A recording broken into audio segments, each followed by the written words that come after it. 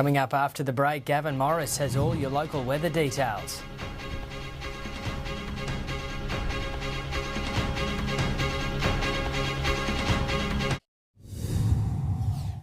Another global retailer is about to come down under. US discount giant TK Maxx intends to open dozens of stores around the country, promising savings of up to 60%. To finance, and the stock market closed lower. The All Ords down nearly 10 points.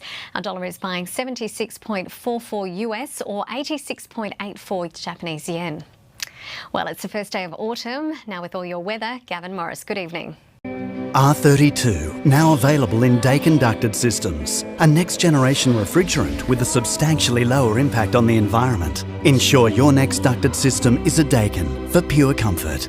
Dakin. Thank you, Vanessa. Yes, the potential to pick up a little more rain in the coming days. Looks like we may see an east coast low form, and that hopefully will drive the shower activity a little further inland, reaching the central and southern plains. Scattered falls, you can see on the radar, were pushing in throughout this afternoon with cooler temperatures. But it's all about the coast at the moment. Big falls falling right along the northern New South Wales coast, and there's more to come thanks to this current weather setup. You can see the upper level cold pools spiralling around, and that is helping to feed that surface trough. So this all may turn into a surface feature of an east coast low in the coming days.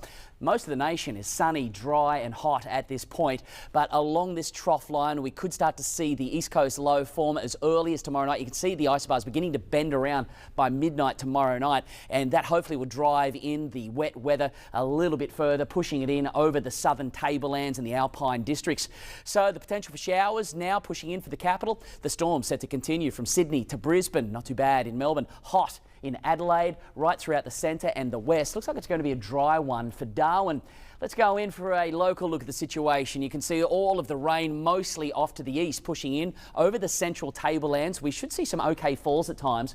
May even see a little bit of storm development throughout this part. You can see predominantly across the plains we're going to have another dry day. Just those cues pushing through. That is the moisture levels in the upper layers starting to increase. And that's really what we want. It's all thanks to these easterly winds switching around to the south tomorrow, and they may begin to gather by the time we get to the weekend due to that potential east coast low forming off to the south. But you can see it's not going to have a major effect on us. But the good news is we're seeing evaporation rates begin to come down, and that's what we need for autumn. We need to slow down the situation because the landscape has been scorched from what was a never-ending period of heat. Temperatures into the low to mid-30s yet again right throughout the west, back into the low 20s as we move east, and picking up a couple of showers, particularly near those mountain areas or the ranges. As we move to the central west plains, mostly fine yet again. You can see the shower activity is mostly going to affect the tablelands off to the east. So once we get over the elevated areas, we'll see a few falls. But again, all of the numbers for us overall are not going to be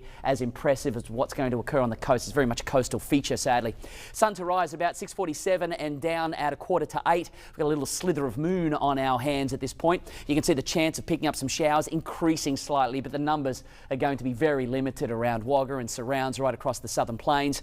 As we move to the tablelands, a few scattered showers driving in. The numbers are all pretty much unimpressive, but you'll see some shower activity and clouds push through, and they should extend further westward towards Dubbo and the central west plains and surrounds.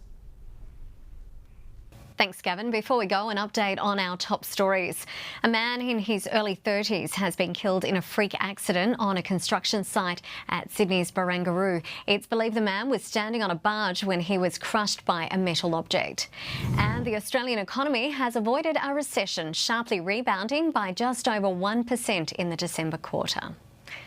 And that's 9 News for this Wednesday. Tracy's up next with a current affair. I'm Vanessa. Have a great evening. Good night.